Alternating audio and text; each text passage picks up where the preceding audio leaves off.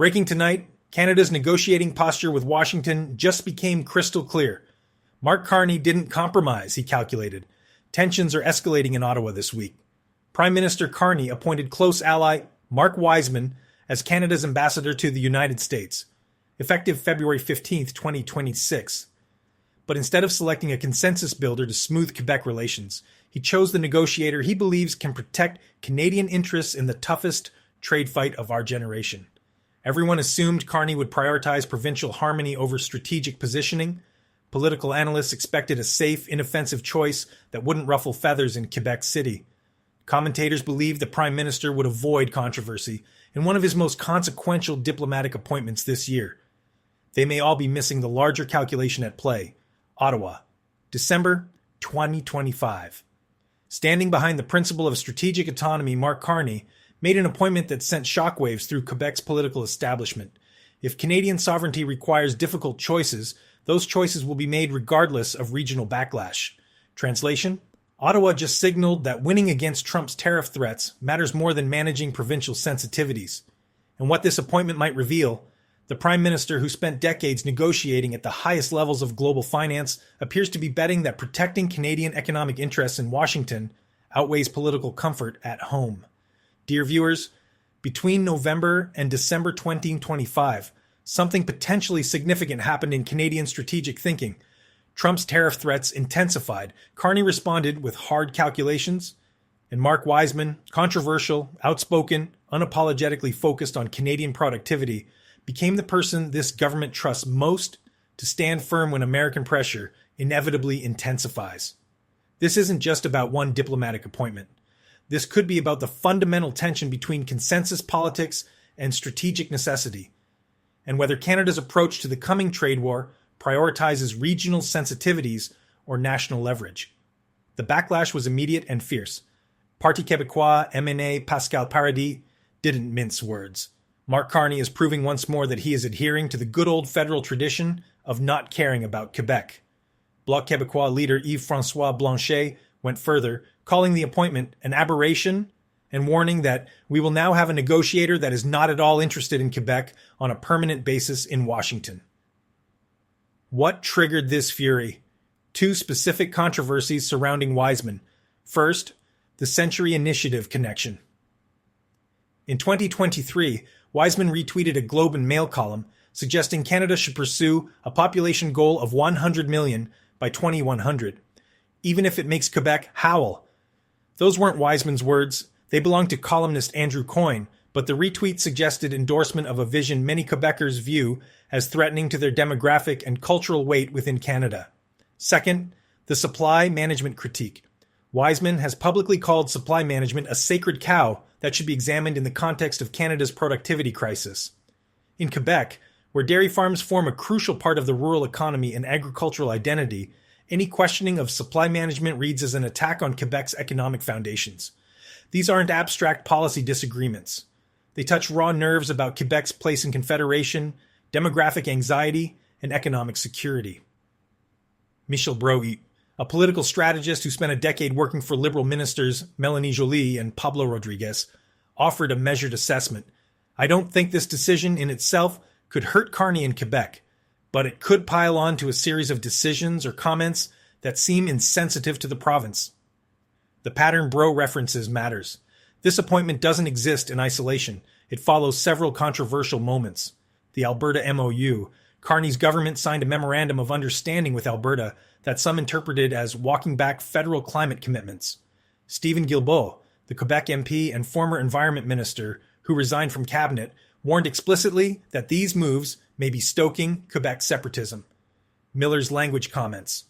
Mark Miller, newly appointed culture minister, declared he was fed up with Quebec's debate on the French language, calling it generally identity-based. Quebec Premier François Legault responded by calling Miller a disgrace to all Quebecers. Guilbeault's departure. The resignation of Quebec's most prominent climate voice from cabinet removed a key bridge between Ottawa and Quebec's environmental movement. Each incident alone might be manageable. Together they create what Bro calls a little bit of a drip, drip, drip that raises questions. Does Mark Carney really get Quebec? The Legault government's conspicuous silence on the Wiseman appointment is itself revealing.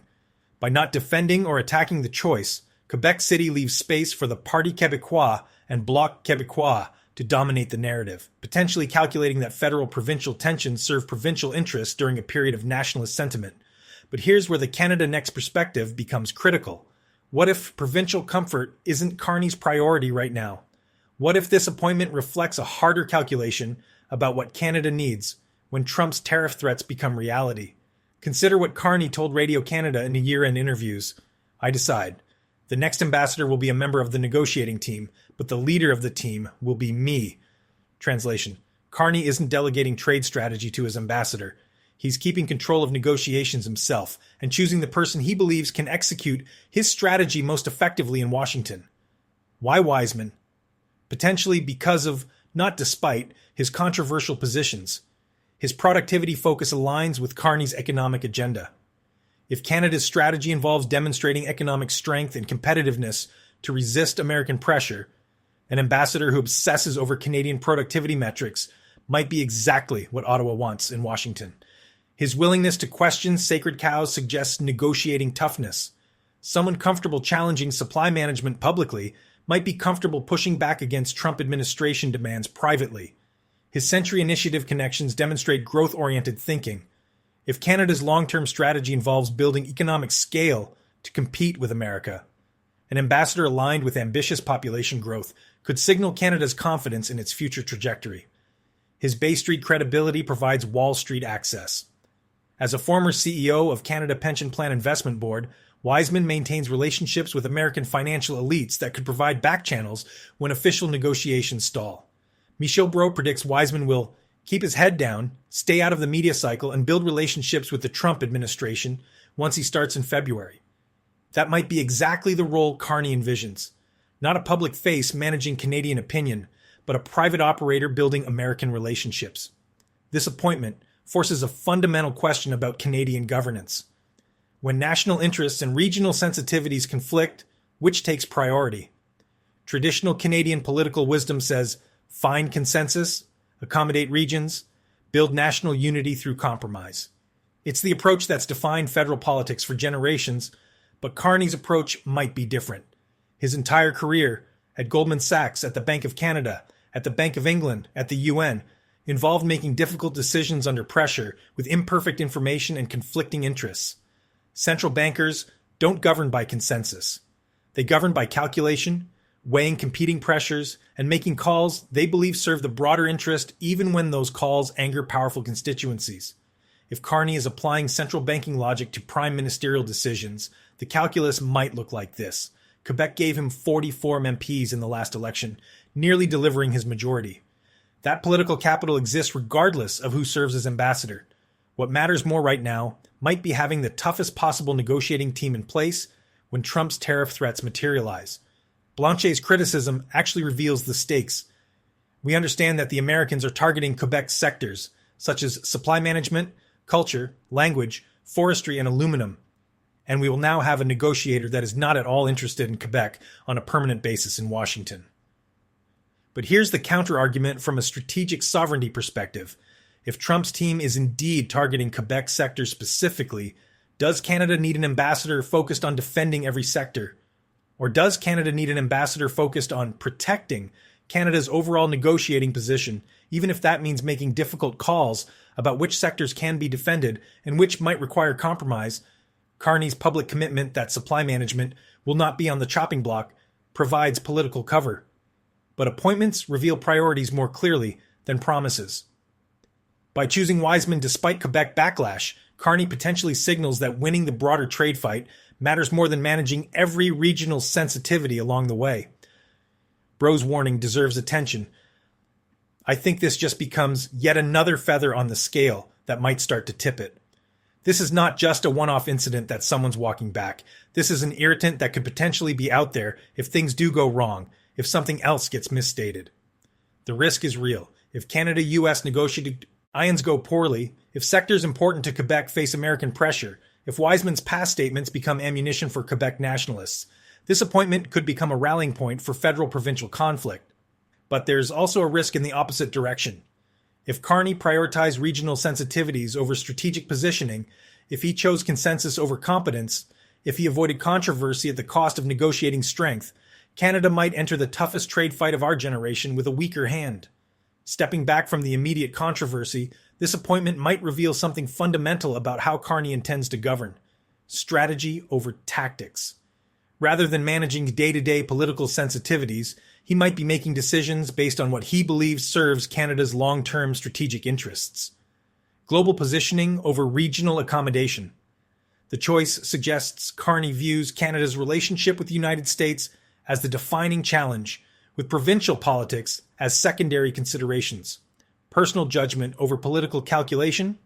By choosing a close friend and trusted colleague despite predictable backlash, Carney demonstrates confidence in his own assessment over consensus building. Economic sovereignty over political harmony. If the coming years involve defending Canadian economic interests against American pressure, Carney appears to be prioritizing the team he believes can win that fight. Whether this approach succeeds depends entirely on outcomes. If Wiseman helps Carney successfully navigate trade negotiations, protect Canadian sectors, and maintain sovereignty against Trump's pressure, the Quebec backlash might be remembered as temporary political noise. If negotiations fail, or if Quebec sectors suffer, this appointment could become Exhibit A in arguments that Carney never understood the province that nearly gave him his majority. This controversy ultimately asks a question every democracy faces. How do you balance national strategy with regional representation? How do you serve the broader interest when different regions define that interest differently? Traditional Canadian politics says you don't make that choice. You find accommodation, you build consensus, you ensure every region feels heard and respected.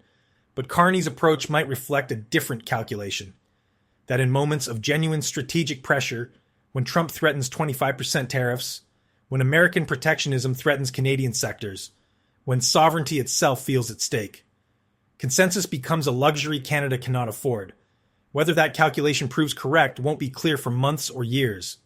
What's clear now is that Mark Carney has made a choice.